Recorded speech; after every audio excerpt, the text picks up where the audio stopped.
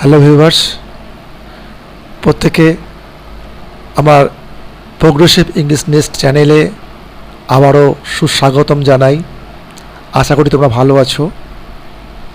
বন্ধুরা, আজকে আমি এমন একটা বিষয়ের উপর ভিডিও করেছি যেটা আগামী দিনের মাধ্যমিক পরীক্ষার্থীদের কাছে অত্যন্ত গুরুত্বপূর্ণ। এই ভিডিওতে আমি মাধ্যমিকে বিগত বছরগুলোর গ্রামাটিক্যাল পোর্শনটার কোয়েশ্চেন অ্যান্সার আমি দেখিয়ে দিয়েছি। আশা করি এটা মাধ্যমিক পরীক্ষার্থীদের কাছে, যারা 2025 সালে মাধ্যমিক দেবে, যারা 26-এ মাধ্যমিক দেবে, তাদের কাছে একটা সম্পদ হয়ে থাকবে। তোমরা একই সঙ্গে এই 18 বছরের প্রশ্ন একই সঙ্গে প্র্যাকটিস করতে পারছো এবং মাধ্যমিক পরীক্ষা যে প্রশ্ন হয়, গ্রামাটিক্যাল পোর্শনের প্রশ্নগুলো কেমন হয়, বিগত বছরগুলোতে কেমন হয়েছে, সেটা অ্যাট এ টাইম তোমরা একটা ধারণা পাচ্ছ। আশা করি এই ধারণা তোমাদের ভালো নাম্বার পেতে সাহায্য করবে। আমরা ফিরে আসি, আমাদের ভিডিওতে ফিরে আসি। দেখো বন্ধুরা, প্রথমেতে আমি ভয়েস চেঞ্জ সম্পর্কে বিগত বছরগুলোতে 2005 থেকে 2024 পর্যন্ত যে ভয়েস চেঞ্জগুলো এসছে মাধ্যমিকে, সেটা আমি দেখানোর চেষ্টা করেছি। দেখতে পাচ্ছ, একদিকে কোয়েশ্চেন লেখা আছে, এদিকে অ্যান্সার লেখা আছে, আর এখানে ইয়ার লেখা আছে। বন্ধুরা, যেগুলো সাবজেক্ট সেগুলোকে আমি গ্রিন কালার করেছি, যেগুলো অবজেক্ট সেগুলোকে ব্লু কালার করেছি। আমরা দেখে নিই প্রথম সেন্টেন্সটা। এখানে দেখো লেখা আছে, they gave each of the participants a handsome prize. আমরা জানি ভার্বকে যদি কে দিয়ে প্রশ্ন করি কর্তা পাই, সাবজেক্ট পাই। কি বা কাকে দিয়ে প্রশ্ন করলে অবজেক্ট পাই। কি দিয়ে প্রশ্ন করলে যে উত্তর পাওয়া যায় সেটা প্রাইমারি অবজেক্ট। কাকে দিয়ে প্রশ্ন করলে যে উত্তর পাওয়া যায় সেটা সেকেন্ডারি অবজেক্ট। আমরা এখানে দেখতে পাচ্ছি, they gave each of the participants a prize, a handsome prize. তাহলে কি দিয়েছিল? এই হ্যান্ডসাম প্রাইজ। তাহলে এইটা অবজেক্ট। আমরা জানি এটা অ্যাক্টিভ ভয়েসে আছে। এই অ্যাক্টিভ ভয়েসের অবজেক্টটা প্যাসিভ ভয়েসের সাবজেক্ট হয়, তাই এই হ্যান্ডসাম প্রাইজ প্রথমে বসছে। আমরা জানি এটা সিম্পল পাস্ট টেন্সে আছে। সিম্পল পাস্টে থাকলে সেটা পাস্ট কন্টিনিউয়াসে যায়। আমরা জানি ভয়েস চেঞ্জের রুলস অনুসারে আমরা সিম্পল প্রেজেন্ট থাকলে প্রেজেন্ট কন্টিনিউয়াস, প্রেজেন্ট কন্টিনিউয়াস থাকলে কন্টিনিউয়াসই থাকবে, এটা বিং যোগ হবে। প্রেজেন্ট পারফেক্ট থাকলে present perfect continuous. Simply past টেন্সে সিম্পল পাস্ট থাকলে পাস্ট কন্টিনিউয়াস, পাস্ট কন্টিনিউয়াস থাকলে পাস্ট কন্টিনিউয়াস থাকবে, একটা বিং যোগ হবে। আর যদি পাস্ট পারফেক্ট থাকলে তাহলে সেটা প্যাসিভ ভয়েসে পাস্ট পারফেক্ট কন্টিনিউয়াস যাবে। ফিউচারের ক্ষেত্রে সিম্পল ফিউচার থাকলে ফিউচার কন্টিনিউয়াস, ফিউচার কন্টিনিউয়াস থাকলে ফিউচার কন্টিনিউয়াসই থাকবে। এখানে যেহেতু শ্যাল বি বা উইল বি কথাটা আছে, এখানে বিং আর নতুন করে যোগ করতে হবে না। ফিউচার পারফেক্ট থাকলে passive voice future perfect continuous যাবে। আমরা জানি বন্ধুরা, সবসময় জানি যে আমরা এই যে বললাম সিম্পল প্রেজেন্ট থাকলে প্রেজেন্ট কন্টিনিউয়াস যাবে, এখানে শুধু কিন্তু ওই টেন্সের অক্সিলারি ভার্বগুলোকে আমরা নেব। আর ভয়েস চেঞ্জের রুলস হচ্ছে সবসময় প্রিন্সিপাল ভার্ব থার্ড ফর্মে হয়। তাই এখানে বন্ধুরা দেখো, ওটা সিম্পল পাস্টে ছিল, এখানে আমাদের পাস্ট কন্টিনিউয়াস হয়ে গেছে। A handsome prize was given to each of the participants by them. They subject ছিল, এটা অবজেক্ট হয়েছে, বাই দেম। দ্বিতীয়টা, someone wrote this letter in 19th century। Someone. তাহলে যখন আমরা জানি যে প্যাসিভে কোনো ডুয়ার থাকে না, তখন আমাদের অ্যাক্টিভে ডুয়ার আনতেই হয়। সেখানে আমরা কেউ, কোনো লোক বা লোক ইত্যাদি আমরা ডুয়ার হিসেবে নিয়ে আসি। এখানে সামওয়ান নিয়ে আসা হয়েছে অ্যাক্টিভ ভয়েসে, কিন্তু প্যাসিভ ভয়েস করার সময় এটা থাকবে না, কারণ এই বাই যদি সামওয়ান দিই সেটা শুনতে বা শ্রুতিকটু লাগে। যাক, রোড আবারও সিম্পল পাস্টে আছে, সেটাকে পাস্ট কন্টিনিউয়াসে নিয়ে যাওয়া হলো। Auxiliary verb was, third form written in 19th century, এটা লেখা হলো। বাই সামওয়ান আর বসলো না। তৃতীয় নম্বরে আসি, we call the tiger our national animal. আমরা বাক্যে অনেক জাতীয় পশু বলি। কারা বলে? আমরা সাবজেক্ট কি বলি? জাতীয় পশু। কাকে বলি? বাঘকে বলি। এখানে আবার ন্যাশনাল অ্যানিম্যাল এটা কিন্তু অবজেক্ট নয়, এইটা কিন্তু অবজেক্ট। কাকে বলি? The tiger. দ্য টাইগার, দেখো এটা সিম্পল প্রেজেন্টে ছিল, তাই প্রেজেন্ট কন্টিনিউয়াসে অ্যামিজারের মধ্যে থেকে একটা অক্সিলারি ভার্ব নিতে হবে। টাইগারের পর ইজ বসছে, third form call, called, called, third form বসছে। আবার ন্যাশনাল অ্যানিমাল। বাই আস হওয়ার কথা, কিন্তু বাই আসটা আর দিতে হবে না, কারণ আমরাই তো বলি ওটা, তাই ওটাকে বাই আসটা ব্র্যাকেটের মধ্যে রাখা হয়েছে। তোমরা বাই আস দিতেও পারো। I received a phone call, তারপরে সিম্পল ফার্স্টে আছে a phone call was received by me. I ছিল, এটা বাই মি হয়েছে, অবজেক্ট হওয়ার সময় বাই মি হয়। ৫ নম্বর উদাহরণ, শাট দ্য ডোর। এখানে একটা অর্ডার আছে, আমরা জানি যে অর্ডার থাকলে লেট দিয়ে শুরু করতে হয়। লেট, তারপরে অবজেক্ট, তারপরে বি, তারপরে ভার্বের থার্ড ফর্ম। দেখো সেই অনুযায়ী করা হয়েছে। Let the door be shut. Please post a letter. Please দিয়ে শুরু হলে আমরা জানি ইউ আর রিকোয়েস্টেড করতে হয়। You are requested to post the letter. এরকম বাক্য থাকলে, এরকম ইম্পারেটিভ সেন্টেন্সে প্লিজ দিয়ে শুরু হলে ইউ আর রিকোয়েস্টেড করে তারপরে টু ইনফিনিটিভ দিয়ে বাকিটা জুড়ে দেওয়া হয়। আসা যাক ৭ নম্বর উদাহরণে, I am writing a letter. এখানে I subject, a letter object. কি লিখছি? এ লেটার, একটি চিঠি লিখছি। তাহলে এটা প্রেজেন্ট কন্টিনিউয়াস টেন্সে আছে। এটা প্যাসিভ ভয়েস হবে, a letter is being written by me. আইটা বাই মি হয়ে গেছে। আমরা আগেই বলেছি কন্টিনিউয়াস থাকলে সেই কন্টিনিউয়াস টেন্সেই থাকবে, একটা বিং যোগ হবে।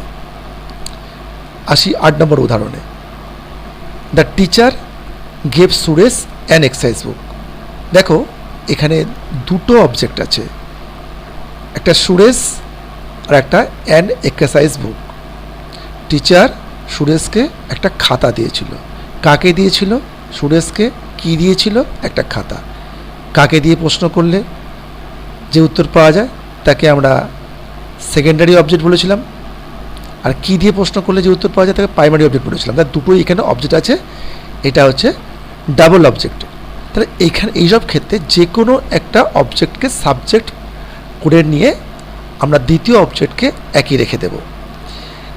এখানে আমরা অ্যান এক্সারসাইজ বুক, এখানে অ্যান কথাটা হবে an exercise book was given to Suresh by the teacher. দেখো সুরেশ দ্বিতীয় অবজেক্ট, এটা একই থেকে গেছে। এখানে সিম্পল পাস্টে ছিল, পাস্ট কন্টিনিউয়াস গেছে, অক্সিলারি ভার্ব ওয়াজ নেওয়া হয়েছে।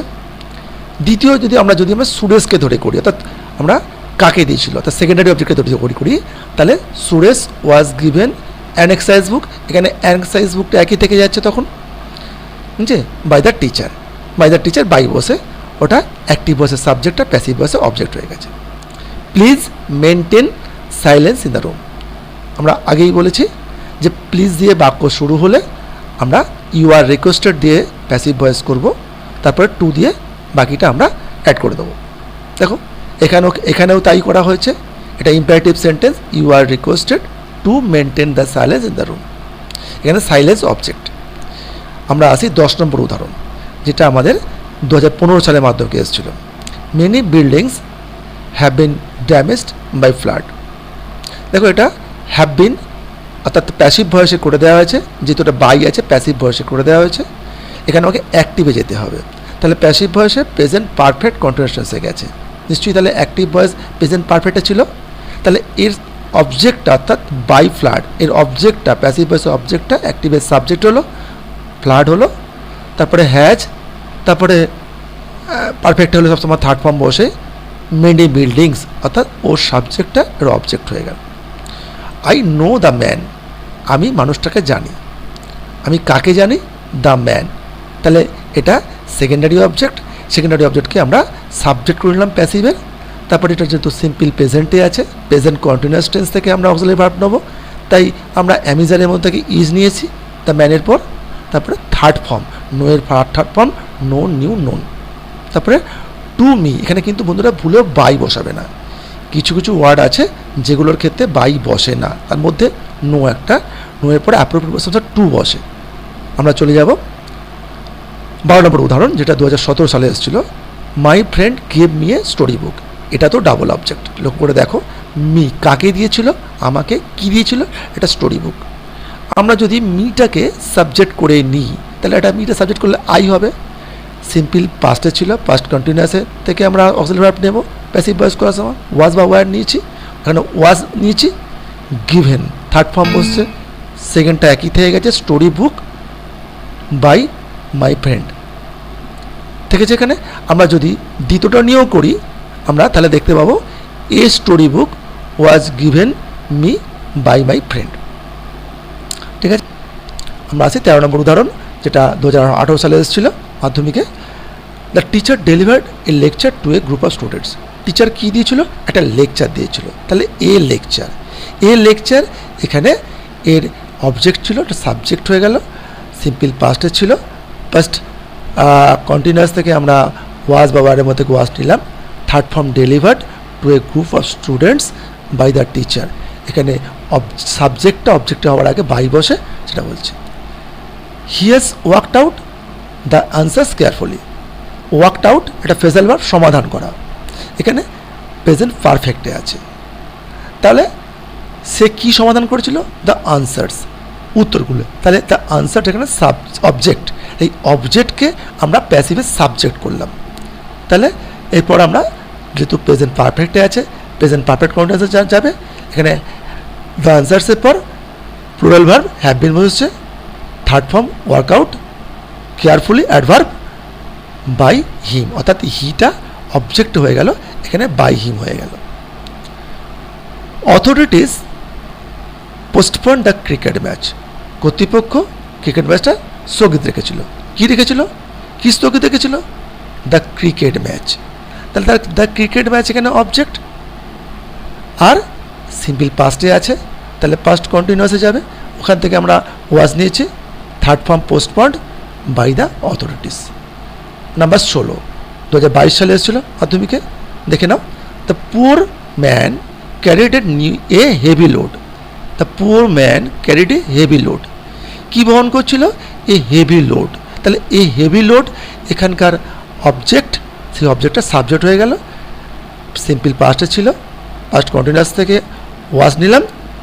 Third form carried by the poor man. Pupil on the 10 sang bhajans. কী গাইছিল, ভজনস। তাহলে ভজনসটা এখানে অবজেক্ট।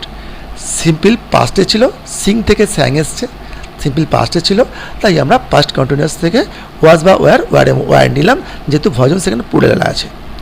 আমরা থার্ড ফর্ম সিং স্যাং সাং বললাম অন দ্য ট্রেন। এখানে পিউপিলটা কিন্তু আর বসলো না, কারণ আমরা জানি ডুয়ার্স পিউপিল বা কেউ সামওয়ান থাকলে আমরা সেটা প্যাসিভের ক্ষেত্রে বসালে শ্রুতিকটু লাগে, তাই আমরা বসাই না। অ্যাক্টিভের ক্ষেত্রে যেহেতু ডুয়ার লাগবেই আবশ্যিক, সেক্ষেত্রে আমরা ডুয়ারকে নিয়ে আসি। আমরা চলে যাব লাস্ট 2024 সালে যে মাধ্যমিকের প্রশ্নটা এসেছিল ভয়েস চেঞ্জ থেকে। The students are staging a play. স্টুডেন্টরা কী মঞ্চস্থ করছিল, এ প্লে, একটি নাটক। তাহলে একটি নাটক এটা হলো অবজেক্ট, আর যেহেতু এটা আর আছে তাহলে প্রেজেন্ট কন্টিনিউয়াস টেন্সে আছে। তাহলে যে কোনো কন্টিনিউয়াস টেন্স থাকলে সেই কন্টিনিউয়াস টেন্সেই যায়, এবং সেখানে তাই সেই কন্টিনিউয়াস টেন্স পরে বিং যোগ হয় অক্সিলারি ভার্বের পর। তাহলে a play present continuous tense ছিল, ইজ বসলো, বিং বসলো, third form staged by the students, object হয়ে গেল।